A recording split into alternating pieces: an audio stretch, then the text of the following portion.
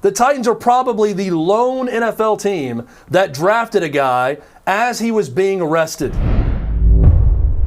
So Rashad Weaver, charged with 1 count, simple assault.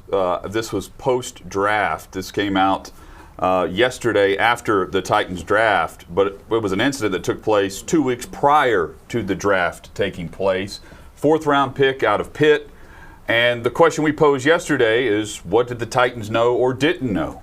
Their statement that was released after we went off the air yesterday made it clear they did not find out about anything to do with Rashad Weaver being involved in any altercation or anything legally until yesterday morning, which is a question that we were asking. Is that fair or unfair to expect, where you draft a player and don't know something like this? Paul, you did some digging. Well, there are other teams that did not know, for sure. But there are teams that knew. Yesterday when I initially wrote it, I had scouts from 2 teams. 1 knew, 1 didn't know. Now I know there are 3 teams of the teams that I've talked to and know about. 3 teams that knew, 2 teams that did not know. All right, but we know that the Tennessee Titans, a year removed from a huge fiasco with Isaiah Wilson in the 1st round, are held now to a higher standard that they can't miss on a draft pick, and they need to be hyper aware of red flags. And I think we all agree that they shouldn't be missing on something like this. The timing of it, awful, obviously. Look, the incident happened on April 18th. The woman filed her complaint on April 30th. The criminal complaint was filed on April 30th, but the summons wasn't issued until May 3rd, which is yesterday. So the timing of it, very complex for a team to learn about it. And you're not going to learn about it probably from the criminal justice system in Pittsburgh. Here's how you learn about it. Teams traditionally have methods for checking in with guys they think they're going to draft before the draft, in the days leading up to the draft. People are assigned people. A regional scout has people from certain schools, or the checkers, or everybody gets a batch of guys. And you call. Ideally, it's the guy who's been dealing with that prospect. Checking in on your phone numbers, buddy. Checking in on your agent. Checking in on your rehab of your injury. Have you suffered any new injuries? And then you go deeper.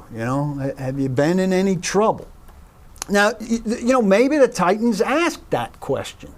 I talked to a scout yesterday who's a very good scout, and who's been a source of mine for a while. Now, he knows how to ask the right prodding question, and got gets deeper with a guy. If you've been out drinking, anything going on, late night, and asks a layered question. Are the Titan scouts doing that? I'm this not scout saying you spoke with did that with Weaver? This scout I spoke with does that with guys. Okay. I know some things that I can't say guys out of that his team is conversations that I had. targeting. Yeah, Okay. I think you try to do it with everybody. I don't know if every team is doing it with 250 guys, right? We know ultimately your board might have 250 guys on it, but you know that you're probably taking 8 of these 50 guys. So I would think you're definitely doing it with those 50 guys, right? So Patrick Callaway is the Titans' Eastern scout.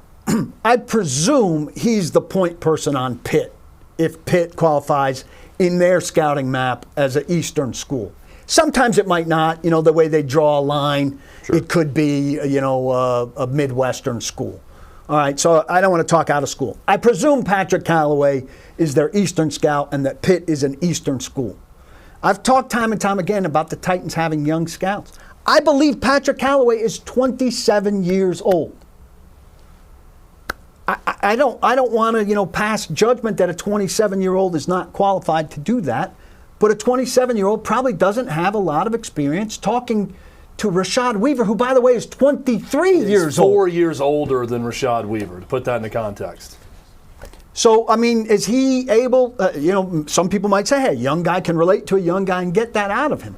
I would think Rashad Weaver has a way of, if he's in that conversation, of not necessarily revealing anything. Rashad Weaver clearly doesn't feel he did anything wrong. A charge hasn't been filed. You've got to ask the right questions there to get a revelation that something was up. And I will say, some of these teams, I believe, that knew something was up didn't necessarily take him off their board or score him down. You know, so the Titans got unlucky that they were the team that drafted him. I know two teams that were very interested in Rashad Weaver also did not know. So it could have been one of those two teams. So there's an element of unluckiness here.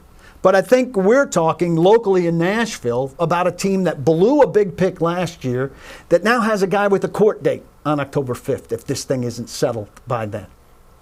It's bad news. It's not the element of unlucky. I understand what you're saying. Timing-wise, not ideal. I don't think you can term it unlucky if the right questions weren't asked in that follow-up. I'd agree with that. If there was someone, and I know you didn't say this, but let's say hypothetically, there was someone that got that answer from Rashad Weaver where he was honest with them and said something was up and something happened, if that was the means by which a team figured out that there was an impending charge or something was going down, then I'm not going to just chalk this up as the Titans being unlucky, because it's the Titans not doing their due diligence and not asking the right question of the prospect. And I'll also say this, and I'll relate it to the University of Tennessee's football program, because I'm a Tennessee grad. I watched Tennessee football for over a decade have a lot of unlucky moments.